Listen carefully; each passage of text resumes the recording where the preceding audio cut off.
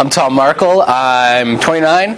I'm in my third year culinary apprenticeship here at NAIT. So my bad roommate story was pretty recent. It was about 2 years ago. I'd moved in with an old friend of mine, and this was just about the time I just had my daughter. I moved in with them. It was good for about 2 months until she just kind of went crazy with her boyfriend, and then we had another girl living with us, and the rent was always different. Like my rent was $400, someone else's rent was $300, and she took care of the bills, but then the bills started piling up, and then she didn't tell us until the landlord called me, and I'm just trying to live my life and do my thing, and then bills started getting piled up. She wouldn't take ownership, so I kind of assumed the leadership role. Talked to her about it. 2 weeks later, I came home one night and she had left. Her roommate, her boyfriend left, the other roommate left, and she'd left. She canceled all the electricity bills, everything. Went into my room, took her cable box, and just left me desolate and stranded. So I had to rehook up the cable, rehook up everything, tried to get a hold of her to talk to her, but she had called the cops and said I was threatening her and being violent over texts, which I wasn't, and it just turned into this giant rigmarole. Hi, my name is Tom Reid. I'm a culinary student at NAIT in my third year. My worst roommate story is when I was 18, I moved out to White Avenue with a friend from high school. We're all good friends, and we thought we were ready to move in together, but we apparently weren't when it came to the terms of smoking in the apartment. It came off a little bit passively when my roommate started hiding the ashtrays, and then she got upset when I started smoking in my room.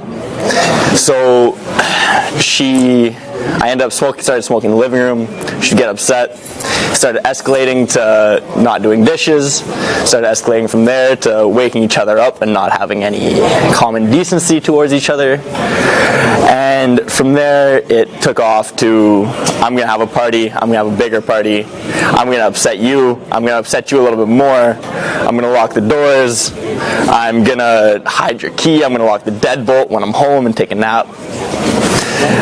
We ended up moving out from each other. Ended up moving in with somebody else who was also probably got the worst end of it. They were a little bit passive than the previous roommate, so they wouldn't come back when one person goes hard, one person goes harder. Just kind of escalated to I'd bring people home who knew him. They'd go into his room, wake him up.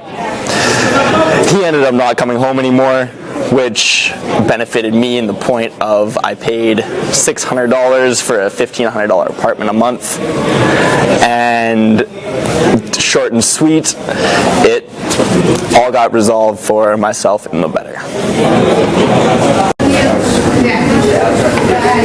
Hi, I'm Jenna Kleebaum. I'm 22. This is my first year at NAIT, and when I was 19, I was going to school in Lethbridge, and I had a bad roommate situation. I was living with 2 other girls in a townhouse, and one of them I didn't see very often, and the other one, every time she came home, the house was in a constant state of disaster. She would take all the pots and dirty them and then leave them because she was too hungover to clean them up. And days on end, there would be all of our pots strewn all over the counter, just absolutely filthy. And she would turn the thermostat up to 26 degrees, so everyone else's room was a sauna because her bed was over the vent, and moving her bed wasn't an option. So we had to deal with that, and our house was always very messy, and it was a lot to handle. So I decided to get out of there. Hi, my name is Newbery. I'm a culinary student in the apprentice program at NAIT. I'm here just studying. So tell me, Greg, what is your worst bad roommate story? Bad roommate story was 2009. It was shortly after I graduated from high school. I started renting a townhouse with some friends, and it kind of went sour when one of them stopped paying rent, so I had to block them out. I put a lock on their door, which happened to be the basement room, and that also had the washer and dryer in it. So my other roommates, instead of calling me and asking, where's the key, what's up, kind of thing, which would have been simple enough because I always have my phone on me, they decided to take one of my pots from the kitchen and smash the doorknob off of the basement floor. After that, it just kind of escalated. I had that friend leave because that was just not cool, and he didn't want to pay for the new lock or anything like that. And I was still losing money from my other roommate who was living in the basement. And after that, I was left with one roommate upstairs with me and my girlfriend at the time. And we've found some other roommates, but things are kind of meh, whatever. Then my girlfriend and I decided to move to Vancouver so I could continue culinary. And we left 2 months before our lease for Boardwalk was over. And my friend, the third roommate there that was still there, said that she was going to take care of it, wasn't going to leave, it was all going to be fine. She'll wait it out.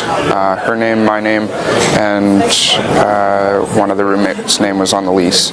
So about a month after we moved to Vancouver, the roommate that was left there skipped out and left, didn't tell us, and 6 months later I got a letter from collections saying you owe us $3,500 for rent and everything else like this.